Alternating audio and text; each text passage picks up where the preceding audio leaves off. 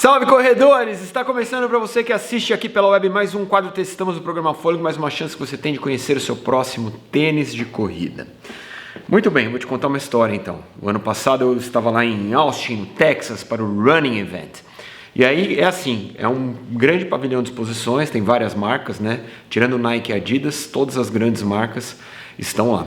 E um dos maiores pavilhões lá de dentro, um dos maiores stands de exposição é o da Under Armour, que é uma marca muito forte nos Estados Unidos, muito forte mesmo. E aí eles tinham lá uma grande exposição de toda a linha Infinity, Velocity, toda a linha Hover, né, que é a linha de trabalho da Under Armour. E quando você passava no stand, atrás do stand tinha um lugar reservado, tipo um túnelzinho reservado, um lugarzinho reservado. Muito bem, então eu cheguei, me identifiquei para o pessoal lá da Under Armour, falei, quais são as novidades? Ele me mostrou o novo Infinity, me mostrou o novo Velocity, etc. Aí ele falou assim, você quer conhecer a real novidade da Under Armour? Eu falei, lógico que eu quero. E aí ele me levou nesse espaço reservado lá atrás e me mostrou o Under Armour Hover Machina, que é esse tênis que está aqui, tá?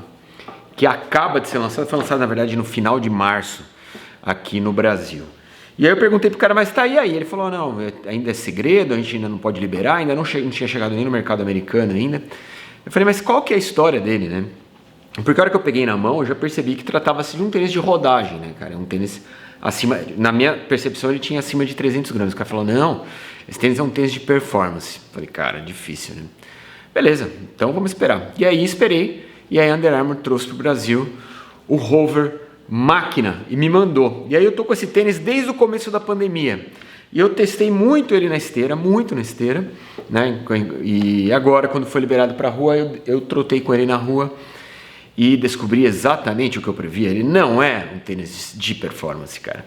Apesar da Under Armour tentar vender essa ideia para você. O grande lance deste tênis ele tem uma placa de carbono, mas seria essa placa de carbono suficiente para transformá-lo num tênis de performance? É isso que eu vou te contar hoje. Não sai daí, está começando mais um quadro Testamos. Hoje eu te apresento o Under Armour Hover Machina.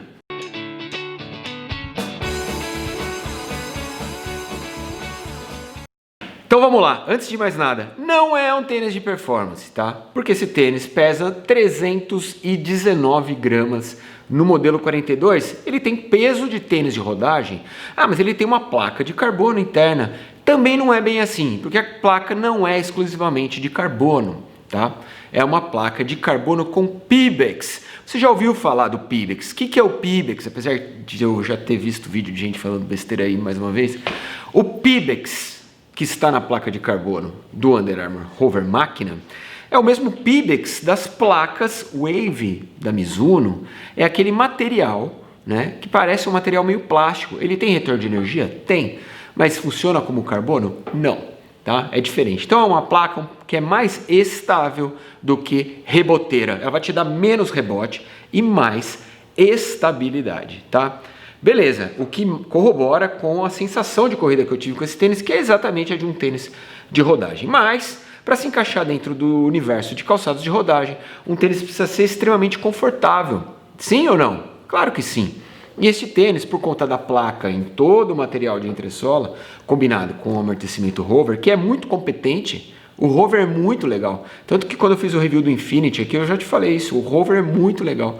Só que a placa do Machina mata o amortecimento do Hover e também não te dá o retorno de energia. Ou seja, tem alguns problemas aí muito sérios. Vamos lá, de perto, você já vai ver. Este aqui é o cabedal do Hover Machina. Olha que beleza de cabedal. É lindo o cabedal, cara. Um cabedal em mesh, com tramas bem abertas, é super respirável. Olha que legal, ele tem aqui uma biqueirinha interna, tem mais uma biqueirinha aqui de borracha aqui na frente. Aqui na lateral ele tem um material que parece um emborrachado, tá? Que dá a volta por fora. O clipe de contraforte é interno, bem rígido. A duplicação de tecido no bocal é bem de calçado de rodagem, não é de calçado intermediário nem de calçado de performance. E aí a língua do tênis super duplicada, e aí tem o primeiro problema do tênis. A língua é atachada, você tá vendo aqui, ó, que tem um elástico prendendo? Tá vendo aqui, ó? Consegue ver? Esse elástico preto aqui, ó, tá? Esse elástico preto, ele tem uma compressão, ele é muito potente, e ele comprime o peito do seu pé. Ou seja, a primeira coisa, compra um número maior, tá? Se não for um número maior, vai te apertar. Esse aqui é 42, me apertou em todos os treinos que eu fiz. E não é por conta da forma do tênis. A forma do tênis é normal. Daria para ser o número normal. Só que esse elástico interno ajuda a comprimir o peito do pé e para mim atrapalhou, tá? Clipe de contraforte é de tênis de competição, extremamente rígido, tá? Então ele serve também para quem está começando a correr, para quem está afim de um tênis estável, seguro, beleza. Só não é um tênis de performance, tá? E o amortecimento também não é dos mais macios, como por conta do motivo que eu acabei de falar, eles colocaram uma placa de Pebax no meio da entressola. Bom, ele tem aqui um passador, tá? De cada lado, e mais 1, 2, 3, 4, 5 furos, mais o furo extra, que eu particularmente não uso. Matei o cabedal? Eu vi gente falando que esquenta, não me esquentou. Para mim tá bom, também tô correndo no inverno, então não sei te dizer se no verão ele vai esquentar. Vamos à entressola e ali está o grande lance desse tênis. Essa entressola toda que você está vendo aqui, ó, tá? Esse material aqui parece uma pele de cobra. Na verdade, o que que é? É o amortecimento Hover, que é uma espuma patenteada da Under Armour, que é super legal. Ele é 100%, você está vendo que ele é 100% em Hover. E por que que fica aparecendo essa pele de cobra? Porque em volta do Hover é tudo que é preto. Em volta, toda essa teia que você está vendo aqui vermelho, é o que a Under Armour chama de Energy Web. Então, você coloca o peso em cima do Hover, e o Hover ele é macio, então ele tende a se expandir. E o que a Under Armour coloca uma redinha para segurar essa expansão. Então, temos aqui uma redinha em volta segurando todo esse material Hover, que é a Energy Web, e aí nós temos o clássico amortecimento Under Armour. Se você curte o Infinity, é exatamente a mesma coisa. Se você curte o Phantom, é exatamente a mesma coisa, tá? Beleza, só qual é a diferença? A diferença é, porra, esse mercado é muito louco, né?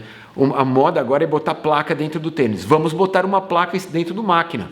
Beleza, colocou-se uma placa aqui dentro e matou-se o amortecimento do Hover. O tênis é duro, cara, a batida é seca para ser um tênis de rodagem, tá? Por outro lado, ele tem aquele lance de ser um tênis de zero flexibilidade, tá? A zero flexibilidade, como você sabe, ajuda nesse movimento do bounce, né? Você faz o strike, a hora que você vai fazer o toe off, você coloca peso aqui e aí o tênis pum, te devolve. Então ele tem um rebote, isso é tendência, isso é moderno. Ele tem um rebote da inflexibilidade, mas ao mesmo tempo, toda essa concepção de calçado pesado, 320 gramas, com amortecimento parrudo, duplicação de tecido, não combina com um tênis que quer ter rebote, entendeu?